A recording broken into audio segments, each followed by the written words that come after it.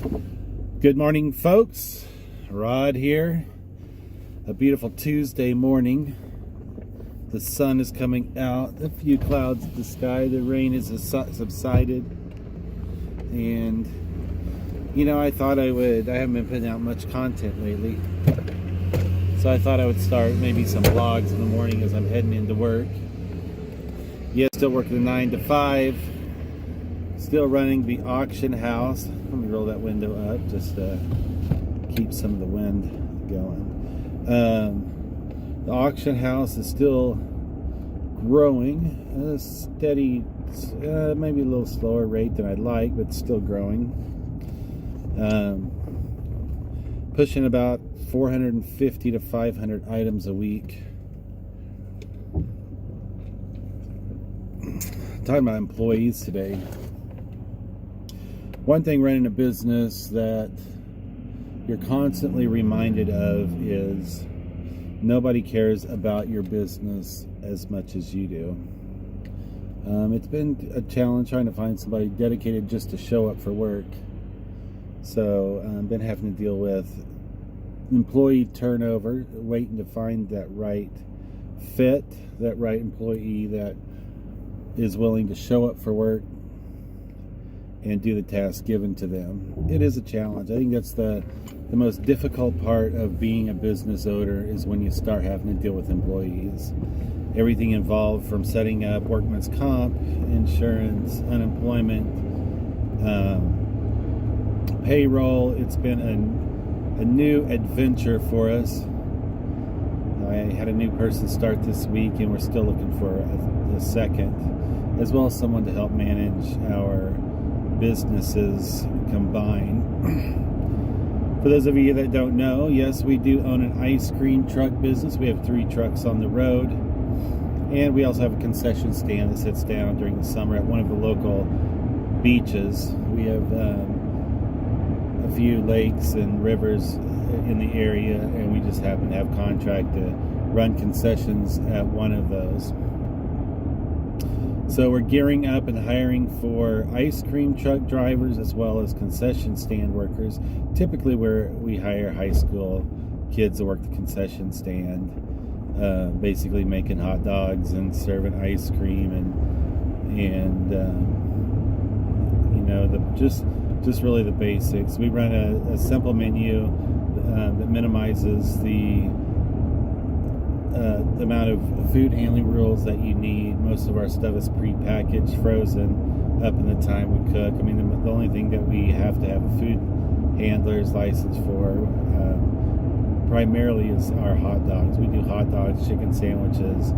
We have soft serve ice cream, and then we also serve the novelty ice creams, and then a variety of drinks and candy and things you might typically find at a small concession stand. Out of everything, I would say, with the addition of the auction house, I think that is the highest level of complexity. Then the concession stand, operating that, making sure there's inventory, stock, all the food, the ice cream, everything on a daily basis. Typically that involves going down to the concession stand at a minimum once a day, if not twice, just to replenish stock because it's a small trailer with limited space. Typical morning this morning, I got up, I had to take a Billy Goat lawn vacuum back to the rental place. I had to run up and do a Facebook Live preview of our auction that's closing tomorrow night. And now I'm heading into my 9 to 5. At the end of the 9 to 5, I do have a Facebook Marketplace pickup at our store location. So I am still actively selling on eBay. I do some items. Most of the items that I source, excuse me, I push through our auction, but there's some larger items that I go ahead and put on Facebook Marketplace, Craigslist, just because of limited space in the store. so, I got that going on, and then I'll start taking photos and preparing our catalog for the upcoming auction that comes out on Saturday. We're trying to get ahead of the game and make sure we have our catalog built by Thursday night. We have not been successful doing that just because of employee issues. But that is our goal. What else? So yeah, the upside, we did find out that we can do our cataloging with tablets. So it sure makes me look short there. Okay, let me adjust that. I don't have a camera holder, a phone holder right now, so it's just sitting on my dash. Hopefully it doesn't fall over. But yeah, it's busy. I have to tell you, people make comments about how much I do, and you know what? There is a price to be paid when you start filling your plate, and there is a certain level of stress that may not be for everyone when you're first starting out. I mean, our goal is to ultimately have a manager that manages a business, have employees that show up for work on time and work their shifts. The challenge in that is, when you're small and you have, we had one employee, we kind of rely on that one employee to show up because we don't have a backup. Any slack has to be picked up by Kat or I, and that's why it's really important for the employees to show up. I think one of our problems, working in a corporate world for so long and all the structure that goes along with that, we really tried to be a little bit more flexible, understanding, and more of a family style atmosphere. And what happens is you end up almost in a desperate situation where you have to have employees there, and you feel like you have to let stuff slide, or you allow it to, and it seems that people just take advantage of that instead of seeing it as an act of kindness and generosity. They see it as an open door to continue to find reasons not to show up for work, or call in. I don't know. We finally had to put the hammer down and, realize that it's a lot stressful for me not having an employee and knowing what to expect as far as where I need to pick up the slack than to have it dropped on us unexpectedly and having to play catch up. So that was a determination, the determination in the termination of employment was that I can't show that I need the employee or that I'm desperate, but that the individual working for me needs to rely on us for employment and to put food on the table. So that was a big thing that we learned this week, and we acted upon. Because we're still looking for another employee. Hopefully we'll find that right fit of somebody that wants to come to work in and I think it's a decent atmosphere. I mean, it's Kat and I can be harsh at sometimes, but for the most part we're fairly nice, laid-back people, and we just got to the point where we have to have people that want to have a job and want to come in and want to be part of the business, not somebody that comes in when they want to or when it's convenient for them. I don't understand sometimes the mentality, and it's not just for this one person. I've seen it over and over and over again. I don't understand. When I grow.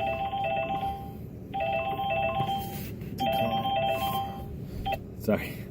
When I, growing up, I was pretty much taught, my father led by example, that, when you're getting paid to do a job, you do the job, you do it well, you give all you can, and give your employer value in the dollar and what he's paying you, and you just work hard. You work hard knowing that you're making a difference in whatever you're doing. It seems, I don't know if it's just in this area, but it seems like there's a lot of people that, I don't want to just say it's just the sense of entitlement that people have today, but it's, I don't know how people survive not working, not having a job, feeling like they deserve something for nothing. But it is a challenge to find employees, I'm finding. So it is a challenge that we are up to, trying new avenues for finding folks. I think it's funny. I mean, this is kind of where it gets, and I think that somehow as a society we have gotten to the point where we enable this behavior. I mean, I see people on Facebook, in Facebook groups all the time, saying, my son, my daughter, my nephew, my grandson, whatever, is looking for a job. Is there any work out there? I mean, why are we, to me, that is enabling the entitlement behavior when we are going out and trying to elicit work or a job for somebody else. I'm sorry, get off your butt and go look for a job. If you need work, don't have your relatives perusing Facebook, soliciting for a job for you. Go to job service. Get on Facebook. I'm even against getting on Facebook and asking for a job. I mean, I don't know. Am I wrong there? I mean, it's. Let me know in the comments what you think. Am I wrong to think? I mean, as an employer, do I want to hire somebody off of Facebook? Does that tell me that I'm hiring someone that sits around on Facebook all day long? I don't know. I mean, I question that, because I put ads for employment on Facebook, trying to find potential employees. I've done it, but then the caliber of employee that I'm getting isn't as desirable as I'd like. I mean, I asked for a minimum of 10 photos to be taken, or a position might include working the front end and being able to count back money, because our computer does not say, okay, it's $9.50. They gave me a 10. How much is that back? Well, I know automatically it's 50 cents, or I count it back if it's not an even number like that. But there are people out there that can't make change. I have a 11-year-old that's been counting back change in our ice cream truck since she was 6. I mean, it's sometimes I think technology has dumbed us down a little bit. Anyway, there I am ranting about having employees and stuff. So anyway, it has been a chore. There has been that level of stress where, trying to get the ice cream truck up and running, because it's going to be going full bore here in the next couple of weeks. So Kat's going to have to be focusing all her time on that. Still trying to maintain my full-time job and not get fired, which is a challenge, because I've been with the company for 19 years, and it's gone downhill over the last probably 5 to 8 years, and it's definitely not something that is fulfilling. But I keep pressing on, hoping to build this auction business so one day it will be able to replace my income anybody thinking about just stopping their job to go and resell, I strongly urge you not to do it until you're ready. Make sure that you're going to give it a go, and make sure you understand what it there's two different things. There's replacing your income that you work, whatever it might be, whether it's making, $15 an hour, $10 an hour, or 80-90 grand a year. If you're on the upper end of that scale, you need to focus more on what you need to survive, not what you need to replace your income.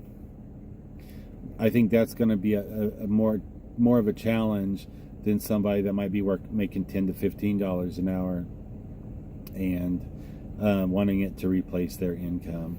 Just simply because, I mean, there is a lot of work transitioning into a reselling job. And yes, it is a job. It is work. There's no sugarcoating it. There is a lot of hard work and sacrifices that need to be done when you start working for yourself. I know at this point, I've been doing this for about 3 to 4 years. I call it part-time, but I've devoted a lot of time, the equivalent of a full-time job, doing eBay. And no matter how much I've learned, at this point, I couldn't have replaced my full-time job reselling. But so you really have to take a long, hard look at what you need to pay your bills, maybe set some money aside. And I just recommend doing reselling for a year at a minimum to get a feel for it and explore all the avenues involved with reselling and all the different angles to it to find out how you can increase profitability and make those reselling dreams come true. But I still do it. I love it. It's just sometimes you get to the point where the stress involved is you almost sit back and wonder, what the hell am I doing? Anyway, that was just a quick morning vlog, whatever you want to call it. I think I'm going to try to get a haircut today. Yeah. Squirrel? No. But anyway, y'all have a great day, and we will catch you next time. Peace out.